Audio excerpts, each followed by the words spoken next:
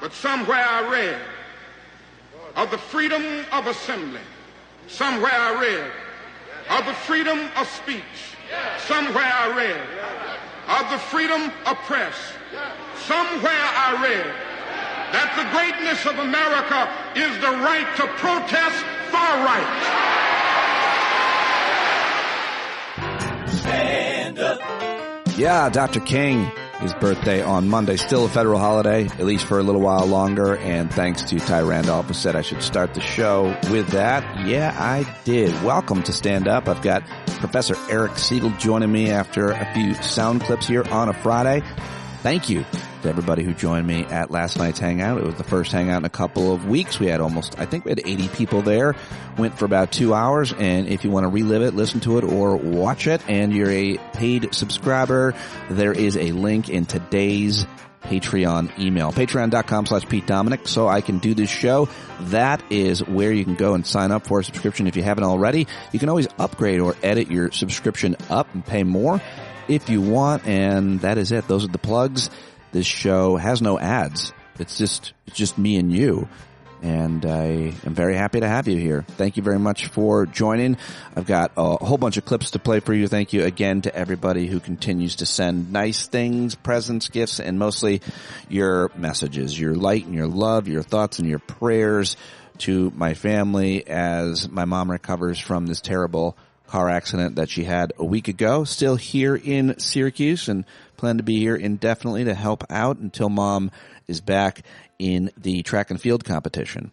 So coming to you from my childhood bedroom in Syracuse, New York, posting intermittently, but should be pretty regularly from here on out. We will see. We will see. But let's get to what's going on in the world, because what's going on in the world is cray-cray. It absolutely is. We talked a lot about it at the Hangout last night. But before we get into all of it or the clips, I want to open with this one clip. This is another fun song by a creator, a musician named Philip Labes, who I follow on Instagram. Take it away, Phil. Things are pretty bad. Things are pretty tough. I'm not gonna say you shouldn't think about that stuff. You're reading all the news. You're an empathetic guy. And if you wanna cry, then cry. But it's alright that it ain't alright. When something is wrong, you don't need to be right. You're already scared. You're already down. No need to spin out over how you're spinning out. And it's okay that it ain't okay. Some days are great, this ain't one of those days. If you're gonna fight with the most you can fight, then it's alright that it ain't alright. Yeah, it's alright that it ain't alright.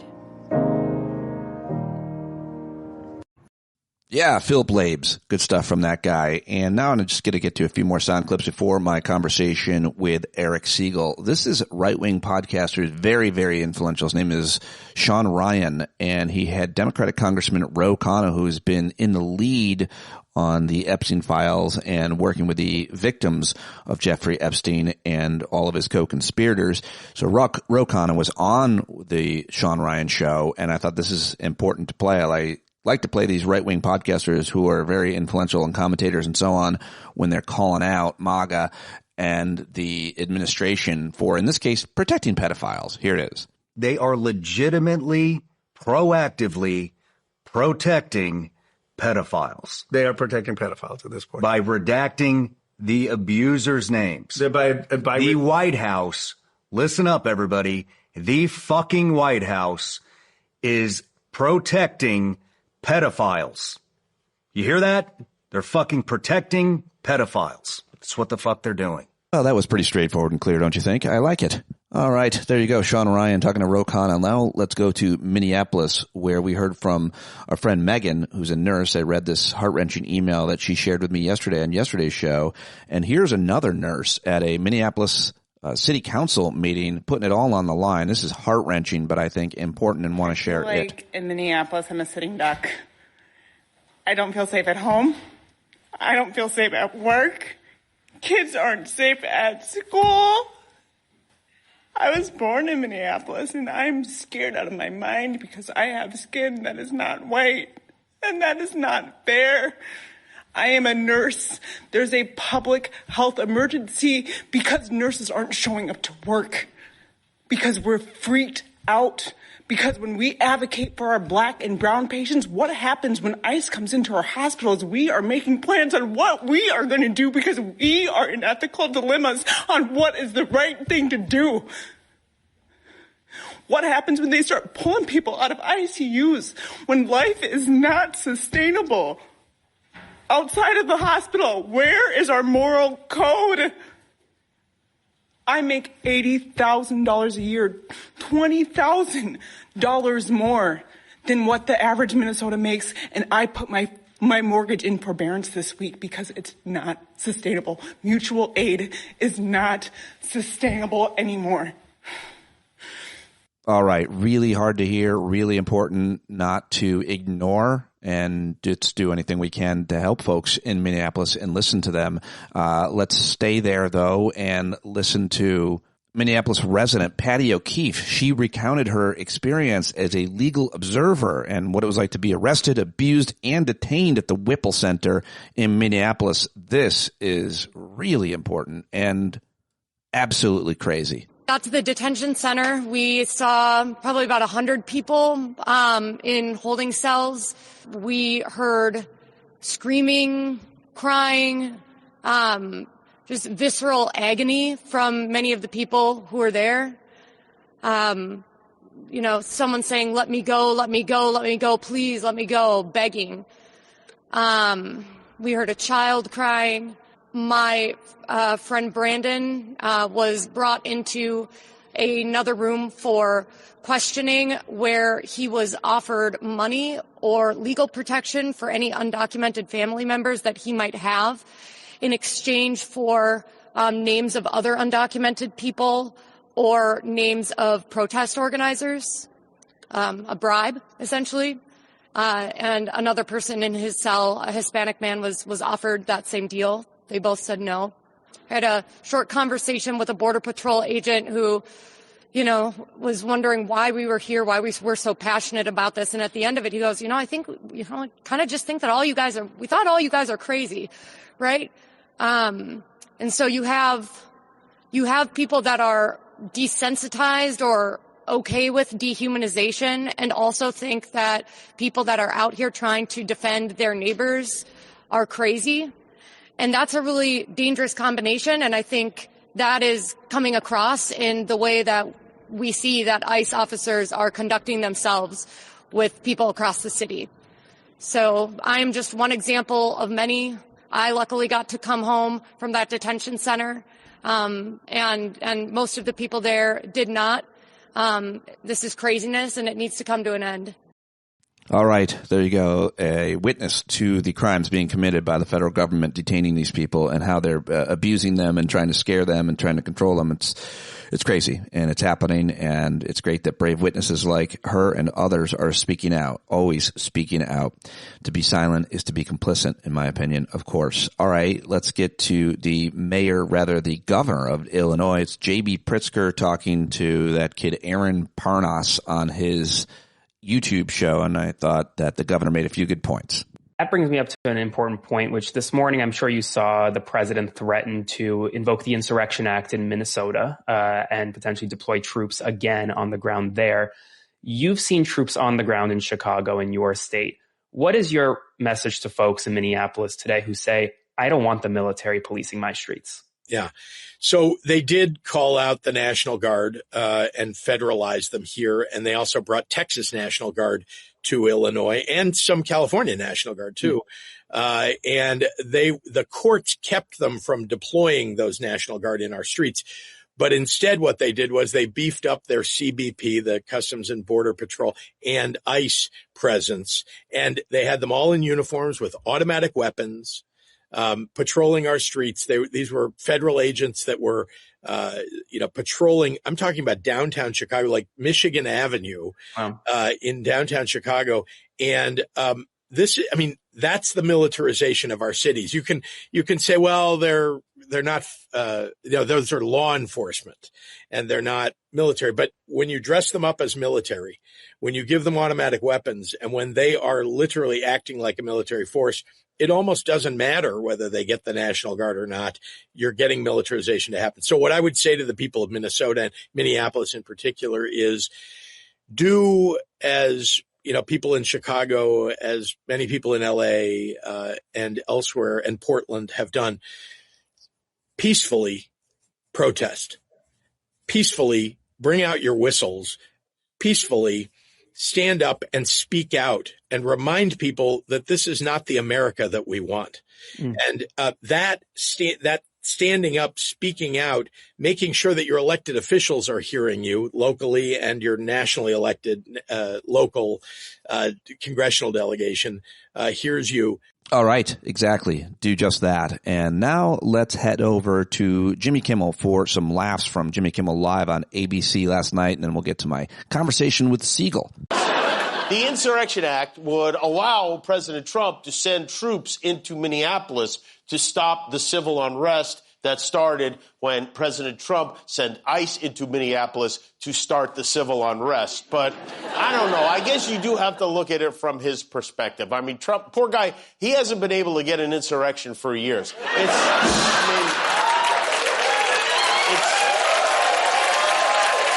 this point, an insurrection might be the only way he can get an outsurrection. A good president right now, a normal president, will be looking for a way to de-escalate the situation, but not our Donald. He turns the temperature up on everything but his wife. He keeps claiming the protesters are paid, although they never say by who. They keep saying they're going to get to the bottom of who's paying these protesters. They can't seem to figure that out. The idea that anyone would do anything without getting paid for it, it's incomprehensible to him. It's like when you offer a dog a banana. They're like, what am I supposed to do with that?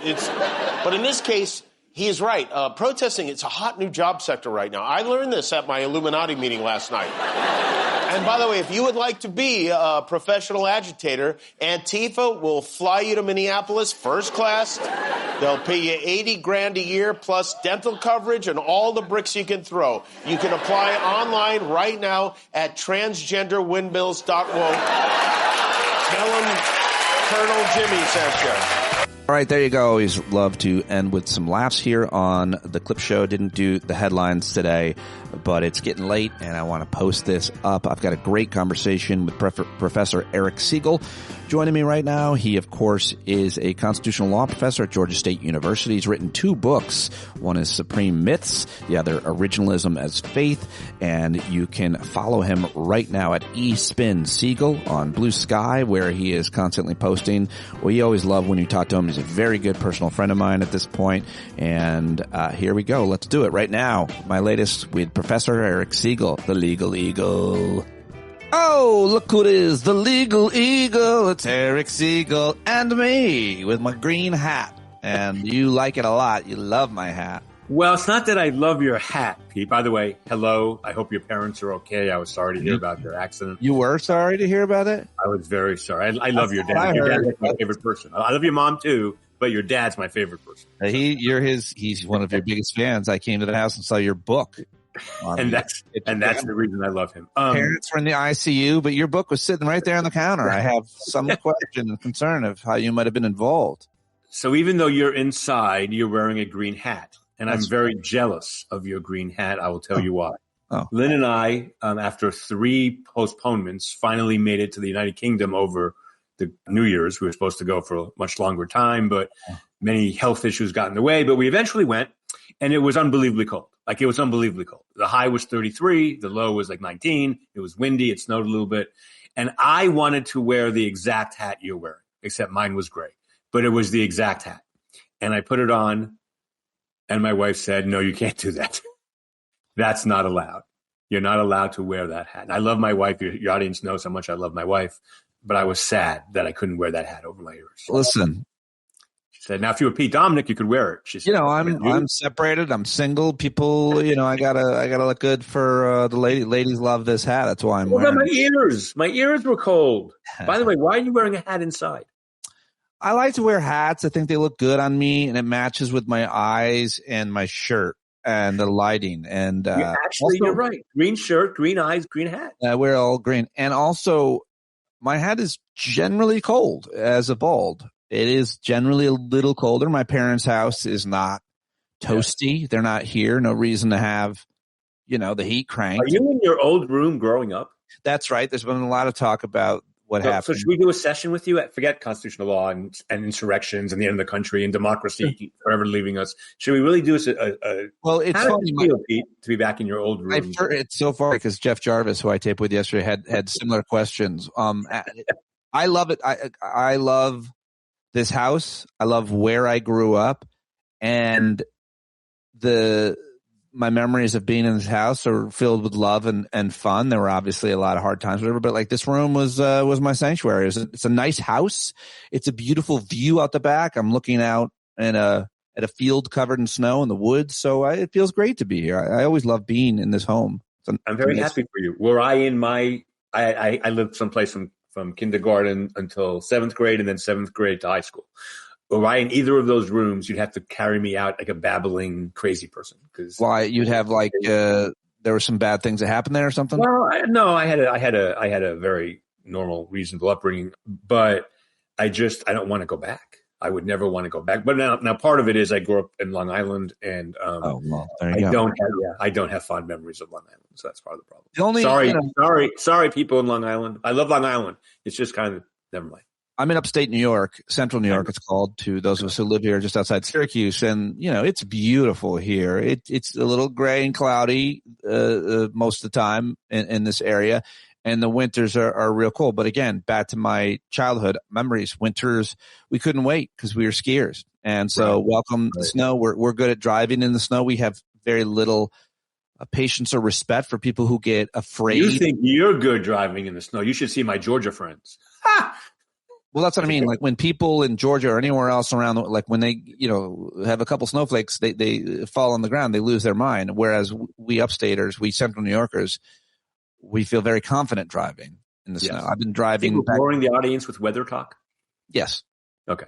Let's talk about the University of Arkansas. There's Jesus Christ. Dean of law school. Less than a week after naming a new dean, University of Arkansas Law School withdrew the appointment, saying on Wednesday, the decision was based on feedback from key stakeholders. The appointee, Emily Susky, the legal by the way, who I know and is a friend and is an unbelievably great person. She'd been selected after a lengthy public search, and the university's provost praised her work on medical partnerships to help low-income children when the choice was announced on January 9th. Can you imagine working for low-income children's health? How terrible is that? It's heroic. The feedback that derailed the appointment, members of the state legislature said, was related to her signature on an amicus brief filed with the Supreme Court last year in support of transgender student athletes. Yeah. So we're at the point now where state law schools in red states will take away job offers from people already granted them if they sign as one of 17 academics a brief on a very reasonably contested, hotly debated issue that, academics reasonably disagree on, doctors reasonably disagree on. These are all reasonable disagreements about the role of especially trans women in women's athletics. The Supreme Court heard argument yesterday in 2 of these cases. Signing on to an amicus brief, making a point, of law in a case that's hotly contested and won't be unanimous probably, gets you disqualified after you get an offer from a law school. Pete, we are entering insanity land. Texas A&M told a professor that couldn't teach Plato. Can't teach. I saw that. You can't teach Plato. Yeah. This is going on in a lot of places, and it is. Is Plato too woke? Apparently. Apparently. Plato and Aristotle had I don't know, Pete. This is happening in so many places, but I have a friend at the University of Arkansas who is a very strong supporter of my blog, Dorf on Law, and he writes for me all the time about my blog posts and things. He's just a good guy, and I feel so bad for him. It's just How can you fire someone because they signed an amicus brief on a case that goes to the Supreme Court where there are 50 amicus briefs on both sides? Less than a week after naming a new dean, University of Arkansas Law School withdrew the appointment. Governor Sarah Huckabee Sanders of Arkansas. Well, that's where we can start right there, obviously. She supported the decision to withdraw the offer, according to her spokeswoman. Governor Sanders appreciates the University of Arkansas Fayetteville for reaching common sense decisions matter in the best interest of students. You know what's interesting about this? I actually don't agree with the brief. The cases that were argued yesterday, I think, are legitimately difficult cases. They involve state laws that ban transgender women from playing on women's sports. One case, this is just yesterday, one case, or maybe it was 2 days ago, sorry, time is running crazy right now. One of the women was from a state where she said, you know what, I don't want to bring this lawsuit anymore. I don't want to play any more sports. I'm just going to play club teams. Let me dismiss the case, which means the case should be dismissed, but the court is probably not going to dismiss it, which is insane. The other case comes out of West Virginia where there is one trans woman in the entire state who wants to play on a women's sports team. Both of those states, as well as my home state of Georgia, bar all trans women from playing on sports teams. I would not vote for such a law, but the Supreme Court is going to uphold such a law, saying states have the right to make that determination. There's no suspense. That's what the court is going to hold. And frankly, it's a close call to me, but I think that as a constant, again, I would not vote for that law. I think it's a stupid law. I don't think it's unconstitutional. And the reason for that, real quickly, Pete, just so we can get out of the way, is we already allow high schools and colleges to separate men's and women's sports. Men are not allowed to play on women's sports teams, period. And that's obviously constitutional for a zillion reasons. So now the next question is, okay, if you have a blanket rule that no men can play on women's sports teams, what about a trans woman who was born with male biology but now identifies as a woman? Now, this is a problem that is way over. There aren't that many examples of this. Right. But I think a state is allowed to say, no, we're just going to have a general rule. If you're a biological male, no matter how you identify, you can't play on women's sports teams. I wouldn't vote for that law. But I see no part of the Constitution where that law violates, and the court's going to uphold it. My only point here is, though, a lot of smart people disagree with me. A lot of smart people agree with what the dean candidate said. And the idea that she could be fired for filing a public brief. I mean, what are we doing? The Supreme Court on Tuesday seemed likely to uphold laws that prohibit transgender women and girls from competing on women's and girls' school sports team after nearly 3.5 hours of arguments in a pair of cases from Iowa and West Virginia. A majority of the justices appeared to agree with the states that laws can remain in place, even if it was not clear how broadly their ruling might sweep. Well, you know, so Mike Dorf posted yesterday on Dorf on Law a very good piece saying, yes, the plaintiffs are going to lose. The laws are going to be upheld. And even Mike admits maybe they should be, but the reasoning matters. It could be a very broad decision trammeling trans rights across the board, or it could be which I don't want, or a very narrow decision saying this only applies to women's sports. It applies to nothing else. And states have a right to have a general rule because making exceptions on a case-by-case basis is just too hard. The amount of attention that this issue gets is outrageous and unhelpful and disproportionate and unrepresentative. It's just a preposterous issue that, though, animates fundraising, gets votes, gets ratings in media, and now is being argued at the Supreme Court for like one person. Yes, and one person. It really is one person right now. I mean, now, on the other hand, like 24 states, something like that, have these kinds of laws. But let's just step back for a second. We could have a robust policy debate on this, but I don't want to and you don't want to. Let's move on to other things. As a constitutional law matter, once we accept that states can prohibit boys from playing on girls' sports teams, and we all agree that's a constitutional rule for 99% of boys, the 1% or less than 1% of trans women who identify as boys, I do feel, I feel for them. And I think it's been very hard to be trans, but I don't think a state has to, as a constitutional law matter, make an exception for them when we agree the law is valid 99.9% of the time. So I wish this issue would just stop percolating. There are many, I'm not denigrating the importance of this issue to the people involved, but the people involved is a very small number. Exactly. Yes. Well said. There are several other cases and arguments that are going to be heard, a few of which that you definitely want to discuss, which is why we're here talking today, of course, with Eric Segall. And there's just a lot happening in the world that we want to ask in terms of whether or not it's constitutional or legal or what the Constitution says about it. What do you want to do? Because I feel like... Well, there's so much to talk about. I mean, it's not a case, but Donald Trump... Name a few issues that we should be talking about that are... Sure. Whose legality is very questionable, and just tick through a few, and then we'll dig. There are two big election law cases. Don't ask me their names. There are two big election law cases the court's going to decide this term that are really big. One is, I think, pretty obviously. I mean, one is just dumb. Republicans are claiming that mail-in voting is somehow unconstitutional or illegal. Not mail-in voting, but you can't count ballots after Election Day. There's nothing in the Constitution that prevents states from counting ballots 3 or 4 days after the election. There's no federal statute that prohibits that. It is a really dumb case. If it wasn't for the Trump immunity case that happened a few years ago, I would say there's no chance the court is going to side with the Republican. They took this case so the Republican Party can lose a case. The court likes to do that. Every few years, the court takes a case it doesn't care about where they can say, look, we voted against the Republican Party. I think that's going to be this case, Pete. But if it's not, if they hold that states are not allowed to count ballots after Election Day, which is what Trump wants them to do, if they hold that way, I don't know, then really all is gone. All is lost anyway. But it's an obscene, obsequious, stupid argument. The much more important case, though, is, and this is big, and we have to unwind this a little bit. The Voting Rights Act, under circumstances, requires states to district in a way that requires majority-minority districts. Districts where a minority is likely to elect a person of color. And the Voting Rights Act has been understood to allow this since 1965, basically. And it's been an incredibly important law. Now, the Supreme Court already gutted half the Voting Rights Act in the infamous Shelby County case. This is a different part of the act. And I think the court is going to say, beyond all reason and all logic and all humanity, that the Voting Rights Act, which is an act passed by Congress, cannot trump the Constitution. And the Constitution prohibits the consideration of race in redistricting in any way, shape, or form.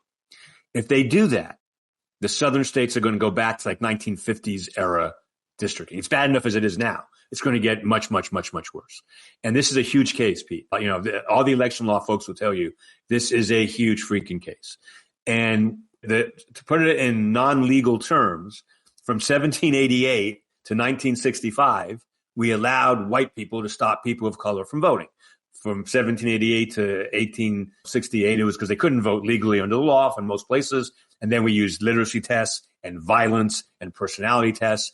That's, if anybody watched, that's when Martin Luther King and Lyndon Johnson get together in 1964. They get the Voting Rights Act passed. It's an incredible success. Black people can vote again. And part of the success was saying to states, you can't redistrict blacks out of existence when it comes to voting. And you have to have some districts that are safe havens for black voters to elect black people. And that's how it's been understood forever. And the court this term may say, nope, no longer. States cannot take race into account at all. And if they do, it's unconstitutional. And that is probably maybe the most important case this term, although we have tariffs. I think the court's going to rule against Trump on tariffs, but I'm not sure. But we have the tariffs case, and we have a big campaign finance case, which is going to be a disaster, where the court is going to allow super PACs and candidates to basically coordinate their spending together. Oh, no, that seems awful, right? I mean, somebody, I think, just wrote a book on the anniversary of Citizens United decision and maybe how much damage it's done. But that would sound like it would add to it a bit. It will. They just want the rich and the money to have as much influence as possible over our elections. It's just everything. So people should watch out for those voting cases. I think they're really important. Also, it's likely the court will have to eventually wade into. So I think Donald Trump is going to use the Insurrection Act in Minneapolis. Okay. Well, let's get into that. Well, that's what a disaster that is. Generally speaking, the president is not allowed to use the military domestically. And the founding fathers fought strongly for that, and it's a rule. But there's a statute, of course, that allows the president to use the military domestically in certain narrow circumstances. So in 1957 or 58, the state of Arkansas says, we don't have to comply with Brown versus Board of Education. It was an illegitimate decision. We weren't a party to the case. We're not going to desegregate our schools. We don't care what the Supreme Court says. We're violating what the Supreme Court says. And Eisenhower, a Republican who is no friend of desegregation at all, nevertheless sent in the troops, the National Guard in that case. It could be National Guard or the military. Sent in the troops to make the governor of Arkansas comply with constitutional law. During the Rodney King riots, the governor of California asked the president to send in troops. Part of the law of the Insurrection Act says, part one is, if the governor asks, the president can send in the troops. That makes sense to me. That's a good thing. When the governor of California said, please help us, our city is burning, we sent in the troops. That's good. What ICE is doing is ICE is acting, in my opinion, ICE is acting in a way in Minneapolis that is causing a crisis. And then the president's going to say, we can't enforce federal immigration law because of the crisis in Minnesota, and we have to send in either the National Guard or the troops to do it. But it is ICE that is creating the conditions on the ground, And I suspect this is a exercise for sending in troops to many, many, many blue cities. And people should see this for what it is. Donald Trump wants to eventually use the Insurrection Act to send the military into probably most blue states. Now, one thing that people get confused about, Pete, that does not mean martial law. The fact that he's sending in the military it's not the same thing as saying, courts are closed and martial law is imposed. That's an important delineation. It is. And some people get that confused. Although Lincoln declared martial law during the Civil War, most legal scholars think that was ineffective and wasn't effective until Congress ratified it a year and a half later. Because when we talk about martial law, what we mean is the writ of habeas corpus gets suspended so that if the executive arrests you, you have no recourse. You have no court to go to. You can't file a writ of habeas corpus. You can't challenge the legality of your confinement because the courts are not open. The Constitution says the writ of habeas corpus shall not be suspended unless in cases of rebellion or invasion, but it is up to Congress. It's in Article 1, not Article 2. So the great weight of authority is that the president has no power to declare martial law. So sending in the troops is not martial law. I want to be clear about that. I don't know if Trump knows that difference, but we have to recognize that difference. Well, go ahead. Sorry. I just, outside the legal argument, the argument that everybody is making is that the way that it will play out and what he wants is to use the Insurrection Act to declare the elections should be canceled or postponed. Today, he said that we shouldn't even have elections. I don't think we should have elections. I don't think we should. By the way, he has no power to do that. None. Zero. No power to suspend elections. Could you? Not a thing. It's interesting that you say that because the strategy seems to be that there's violence in the streets. We need to pause. We need to. I mean, and you see this around the world when they don't have elections or they have fake elections or they suspend as a result of. Our Constitution says that it is Congress's duty. Well, the states regulate the time, manner, and place of elections subject to federal law. Federal law meaning Congress. It's so. I want to scream. All those Republicans, all those conservatives complaining about Obama's overuse of power, which Obama did. I'm not. You don't need to talk about the hypocrisy. The hypocrisy doesn't matter anymore. It doesn't matter anymore. I know, but Pete. Pointing out hypocrisy. They were so worried about the president, executive agencies running wild because EPA might regulate too many emissions. See, that's the thing that people too often do what you're doing with political analysis and point out the hypocrisy. And I honestly think that they fail to believe that they're not principled. They just want power. So they don't care whether or not what the federal government does or does not do, as long as they're in power of it. So you're right. You have more government or less government, as long as they're in charge of the government everywhere, then it doesn't matter how much power it wields. Every president since World War II has taken more power or tried to take more power than previous presidents. Everyone, Democrats, Republicans, no exceptions. But that's not the same that those incremental steps, which happened. Obama did it. Clinton did it. I'm being nonpartisan here. But those incremental steps don't compare to the leaps of executive authority that this president is exercising. It's apples and oranges. It's not the same. We're in a whole new world. And Pete, I don't know if we can go back unless, so I talked to the LA Times today because they were asking me about the Insurrection Act. Oh. And one of the things I said to them, which I hope they print, I think they will, or may have printed already, is what all of this makes me want to do is scream at the top of my lungs. I'm going to curse. Can I curse? It's a family show. Where the fuck is Congress? Where the fuck is Congress? Because, and here's why I say that. Not only is the president taking power away from Congress every single day of his term, but these Republicans in Congress don't understand their love affair with him is going to end. All of Trump's love affairs end. None of them stay. None of them. Let me ask you a couple questions about where is Congress. That's okay. Somebody in the chat said that with all my green, I look like my friend Ronnie said I look like the Notre Dame mascot. I was thinking more you look like asparagus. So where's Congress? Congress voted to make sure that the Department of Justice release what's called the Epstein files, and they haven't done that. The other day, the Senate actually passed some law that would make sure that the president couldn't just go bombing countries. Something about the War Powers Act or something like that. Are you familiar with that? Yeah, I thought they didn't get that done. I thought it was missed by one vote. I could be wrong. I don't know. Well, now he's got Josh Hawley to reverse. I'm going to look it up. But my question is, even when Congress acts to rein in the executive branch, I'm not sure that they're following the No, law.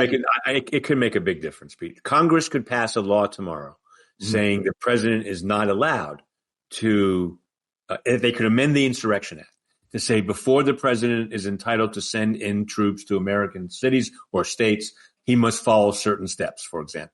And he'd have to do that. He would have to. Now, again, I understand what people are thinking. They think, Eric, are you insane? Republicans aren't going to do this. But I'm here to say that these Republicans must know it's only a matter of time, the blue states. But eventually, Trump will turn on them. He always does. Leaving aside the question of, does Congress want any power left? Like, what do they not want power? Because at the end of the day, if they don't fund it, the president can't. The only way they get and keep power is to align with Trump, as evidenced by, you're right, the two Republicans flipped defeating war powers resolution after intense Trump pressure. So Josh Hawley was one of them of Missouri. Trump made fun of him and called him a cuck and threatened him or something, whatever. Who knows? And so what they want is to stay on the side of power. Again, I think that's the easiest way to understand it. They don't want the kind of power needed to challenge. Short-term thinking on their part. They can only keep power if they keep daddy happy. Otherwise, they can resign. I mean, a lot of them are quitting because they can't play the game any longer. They don't, then you have a couple of congressmen, including Thomas Massey, Republican, who's like, I don't want to protect these pedophiles.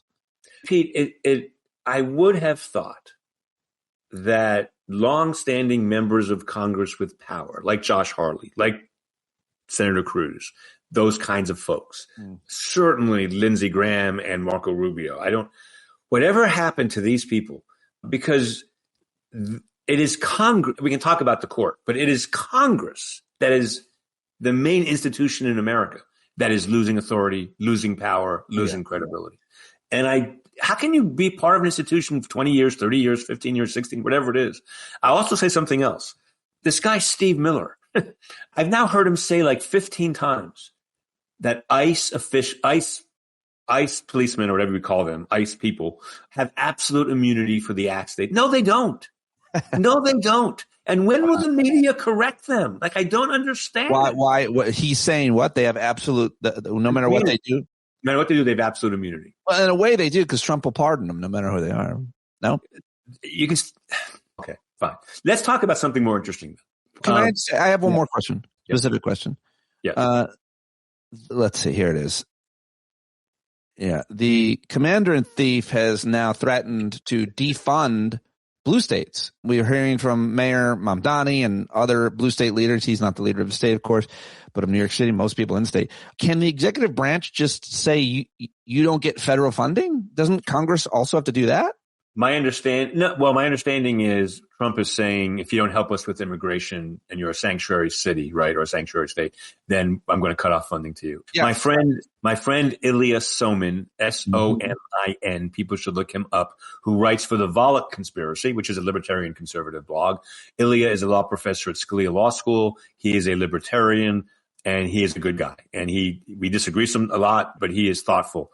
And he has written a lot about how unconstitutional this is. Now, he's right that under current law, it's unconstitutional. No, the president can't do that. What the Supreme Court will do, however, is a whole different question.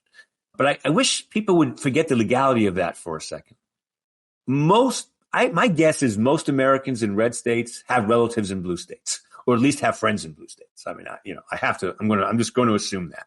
Certainly the Republicans I know around here, even a few of the MAGA ones, have family and friends, in very blue, in New York or California or wherever.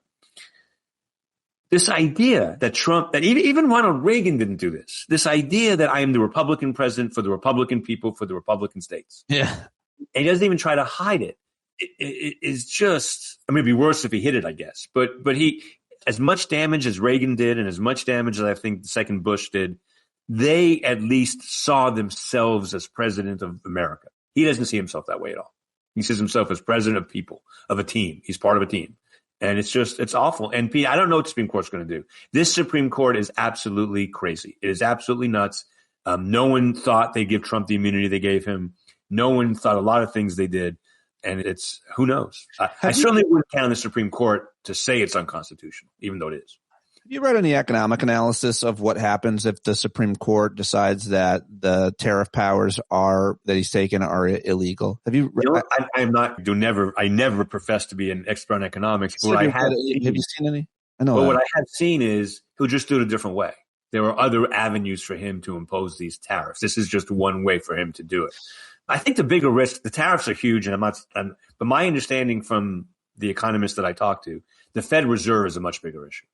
If the reserve comes under political control, which is what Trump wants, so that interest rate determinations are made based on elections. Yeah. In terms of decisions that he will unilaterally make that could affect the economy, it would seem that if he puts in charge of the Federal Reserve, apparently because Jerome Powell's term is going to be up, so he is going to appoint someone, and some sources are reporting that he's planning to appoint a bag of gold to lead. Well, a bag of gold would be better than Kristi Noem, or would be better than Pam Biondi. I mean, these people have no business, not to mention Steve Miller, not to mention the Secretary of War.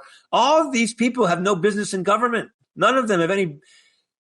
What do we want to say about, if anything, about, what's happening in the streets of Minneapolis, specifically with ICE and their searches and seizures, the Fourth Amendment? Show me your papers. Show me.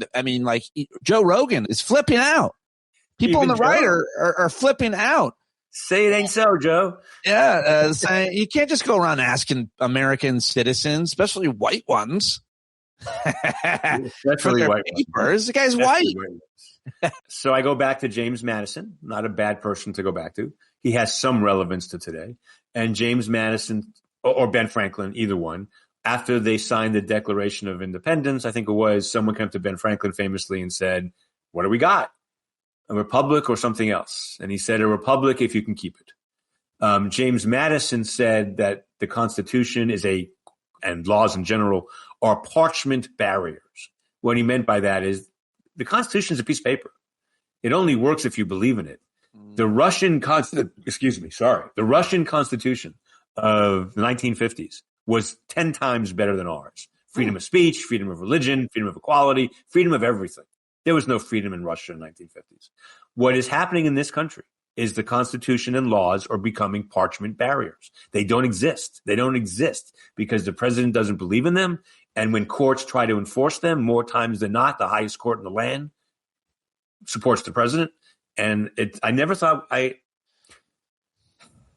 Yeah, I know. You know what I was right about, Pete? There was one thing I was right about. I really was. And you argued with me about this at the time. Oh, here we go. I'm sorry. Guys, I would ask people, do you believe in Michael Jordan? And they would say, yeah, I saw him play. He was great. And I would say, at worst, he's the third best basketball player of all time. We can have reasonable debates. But at worst, he's the third. Do you believe in Beethoven? Do you believe in Brahms? Do you believe in Einstein? Yeah. Okay. So these generationally talented people come around. They just do. Not very often, but they come around. Then I say, thank you. And Pete, do you believe in Pete Dominick? Yes. See, there you go. Do you believe in Stalin? Do you believe in Hitler? Do you believe in Mussolini? What does it mean to believe? What do you mean by do you believe in? I mean, these people actually lived lives that none of us cannot possibly comprehend. Millions and millions and millions and millions of people play basketball. Michael Jordan was the best. Just was. He was the best. Maybe he was second best, whatever. There are a lot of people who want to write pop songs, but Elton John, Billy Joel, and Bruce Springsteen are different. They're just different. They're empirically different. My point here was not that we live in 1935 Germany or 1937 Italy or whatever, or at the time of Alexander the Great or whatever, but generational talent and generational threats come around. Stalin killed 10 million Russians. He was a generational threat. I said from 2016 forward, and you argued with me, that Trump was a generational threat. And he is. He's not Ted Cruz. He's not Josh Harlan. I agree. Yeah. And I don't think I don't know what I said when I argued, but he certainly is. If I had an argument, I suppose I didn't believe people would support him enough people would support him to win. But I certainly agree that he's a generational threat. I certainly agree that there's nobody like him in the world currently. And I certainly believe that if you looked into history, that you would realize that there's almost nobody like him ever. It's like 20 people like him ever. Yeah. It's a weird thing too, because he's so fucking stupid. Like almost every other authoritarian dictator was very calculated in all kinds of ways. And, he's just a good salesman and performer. And also, I would also argue to some extent, it's always worth reminding people, like every day, our public education, we've disinvested in public education for a long time. And so we're pretty dumb. A lot of us are really ignorant. And so buy the weird shit that he's selling or weird shit that anybody's selling. Can I tell you what just happened in Georgia with education, Pete? I'm sorry to pivot, but it's really interesting. And it's exactly what you're saying. So the Georgia Constitution provides to every Georgian the right. Dominick says, I used to drink when Judge Posner was mentioned by Segall. Now it's when Billy Joel is mentioned. That's a good one, Dominick. Go ahead. Sorry. Talk about Georgia. I'd rather talk about Posner. Georgia has a law as a part of the Georgia Constitution gives every Georgian the right to, I think it's with adequate public education, an adequate public education. That's what our Constitution says. Last year, Georgia passed this insane voucher law. We've had vouchers forever, but this was a new law that said if school is Oh, he froze for me. I'm still going on. Sorry. Good. 6,000. I'm good. You froze just for a minute for me. I don't know about anybody else. Georgia passed an insane election law. Go ahead. Education law that says if your school is low performing, then the parent at that school can get a $6,500 voucher to send their kids to private school. Now, $6,500 doesn't get you any private schools in Georgia. It takes a lot more money than that. So the poor doesn't help the poor at all. It doesn't help the middle class at all. It does help upper middle class students fund their private school tuition. And by definition, this only applies to low performing schools. So what this law does, relevant to your point you made a few minutes ago about education, is it makes public schools that are not doing well do even worse. Like it takes the high achieving students at those schools and gives them money to go someplace else. And it's very intentional. It's to one, destroy public education, and two, reintegrate the state of Georgia. It's resegregate, excuse me. I mean, it's just crazy. And what's ironic about it is the Georgia requires an adequate public education. So when the state of Georgia decides the education is not adequate, what do? They make it worse. I mean, that's a great example, evidence of exactly what I'm saying. I don't know what's going on with the internet, but maybe I'll punch out because I don't want to have to edit this. Mine is can we end on one quick note that I think your audience might like? Yeah, please. So tomorrow on Dorf on Law, I have a piece, and it's a counterfactual, which is always not a great thing for scholars to do. But your audience who've been with us for a while knows how much I've ranted about life tenure forever. We're the only country in the world, except Iceland, where our Supreme Court judges have life tenure. We should have a rotation system like Germany, like India, like all the other countries with very powerful Supreme Courts. They should serve 18-year terms and then rotate off. So here's the counterfactual. Justice Scalia died 10 years ago, February. So we're approaching the anniversary of Justice Scalia's death. Everybody knows McConnell then held the seat open for a year, and that's Obama couldn't name Garland, didn't get a hearing, and then Neil Gorsuch gets that seat. If Antonin Scalia died just 1 year earlier, and he was in terrible health, he was overweight and he was sick. He, by the way, died on a hunting trip funded by people with business before the court. Leaving all that aside, had he died a year earlier, I've asked some people about this, there's no way Mitch McConnell could have had that seat open for 2 years. Obama would have gotten the seat. There's no way we go 2 years for that. So Obama would have gotten that seat, and it would be a liberal. Justice Ginsburg died in September of 2020. September 2020, right before the election. Had she died in January of 2021, just 4 months later, then Biden would have got that pick, and Amy Coney Barrett wouldn't be on the court. And what we'd have, Pete, is a 5-4 liberal majority. All it means if Scalia dies a year earlier and Ginsburg 4 months later, we have a 5-4 liberal. Why are you doing this? Because listen to the difference between a 6-3 or 5-4 conservative court and a 5. I don't want to. I don't want to live in the past. And this is what changed. Historical fiction. Abortion is a constitutional right.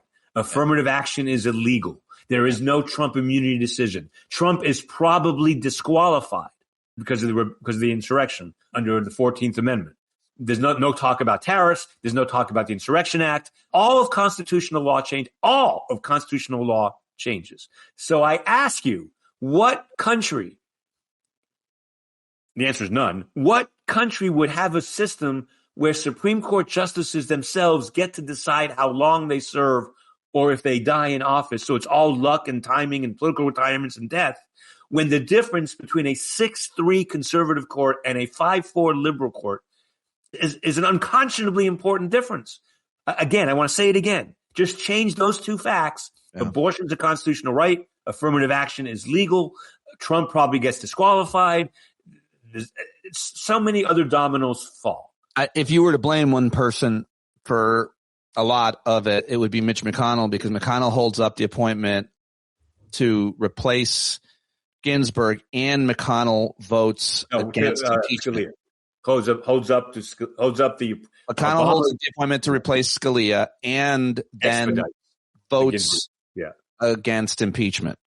And he gets Ginsburg's replacement in 2 months. Right. Of course, he turned that around. But we wouldn't have that problem if we had fixed 18-year terms. It wouldn't be a problem. Well, that's a good point. Yep. And I'm not someone who I don't overstate the significance of the Supreme Court, but a lot of times we do that, especially in my business. But I think your audience understands the difference between a 6-3 conservative court and a 5-4 liberal court over the last 4 years would solve more. I'm not even sure Donald Trump would be president. In fact, Mike Dorf pointed out to me that if Scalia died a year earlier, which means Obama names his replacement, then the Scalia replacement would not have been part of the 2016 election. Right. And if the Scalia replacement is not part of the 2016 election, I think Trump loses. I mean, sorry. Yeah, you pointed it out. I'm glad you pointed it out. It's worth pointing out. And we should always be reminded of it and how much difference. We need to abolish life tenure. It needs to go away. To abolish life tenure. And you've been saying that since I met you. That's actually how I met you. I said, "Hi, Eric, I'm Pete." And you said, "We need to abolish lifetime tenure." And I was like, "I'm here for French fries. I just ordered." And you're like, "This is not a fast food restaurant." I'm like, "It is." Just to set the record straight, we met when you spent 2 hours criticizing Trent Lott for making a racist statement instead of talking about the poverty of black people in Mississippi. That is how we. All right, folks. Thank you, Eric, for joining us. As said in the chat, love you, Eric. You're so damn smart. And everybody's very thankful whenever you join us. I appreciate you joining me. Thanks to everybody who watched live.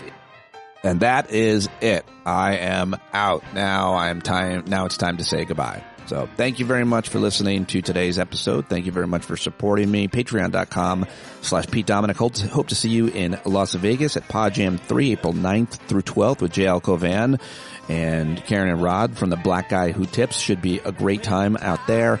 And that is a wrap, everybody. I hope you have a great weekend. If you don't hear from me, I hope to hear from you anytime at StandUpWithPete@gmail.com and on the Discord platform. Everybody's always hanging out. Folks are always hanging out in there. So subscribe and be a member, and you'll never be alone if you're a member of the stand-up community. Okay, thanks for being here. Thanks for being you. Be the change you want to see in the world, and I'll talk to you on Monday. John Carroll taking us out, as always. Hey, you've been sitting so long, you got the creaky knees, you got to stand up. Stand up. I think you're driving wheels with leaking grease. Boy, you better stand up. Stand up. Well, there's a whole lot more of us who know what's right. They'll keep right on ignoring us if we keep sitting tight. You got to open up the window to let in some light. You got to stand up. That's right. You got to rise up. You got to stand up. You got to stare the devil straight in the eye. We got to let him know it's his turn to go. See it clear and all you hear is a lie. Don't get up off of your butt, get down off of your fence. And even if it ain't a very friendly audience, well, they'll begin to listen when you start making sense. And you stand up. Stand up. No need to point your rifle to defend your town. Just stand up. Stand up. You know they can't deny you what you're laying down. Boy, you better stand up. Stand up. Show your face of every color, yellow, black, red, and brown. She's the place where every lost child will finally be found. There's only one thing to do before we stand our ground, and that's stand up. Stand up. Well, the founding fathers saw a land for all. They had to stand up. They had to stand up. They had a keen imagination for a crystal ball, drawing all the plans of a stand up. But all they had to go on was the time they were in, with other causes for laws, and since they weren't in sin, they knew that change was gonna come before the change could begin. They had to stand up. All right, they had to stand up. We got to stand up. We got to look the devil square in the eye. We got to let him know it's his time to go, and make it clear when all we hear is a lie. Why you lying awake wondering where the money all went? It'll be the cost of freedom that'll go unspent. You can see him flee the scene of that experiment if you stand up. All right. We got to speak up, we got to reach up, and raise your voice in every way you know how. Don't be toes up, you got to show up. Ain't no better time to do it but now. No need to pledge allegiance to no wanton tribe. Rise up, show obedience to the voice inside, and listen well and it'll tell you not to run and hide. It says stand up. Stand up. Stand.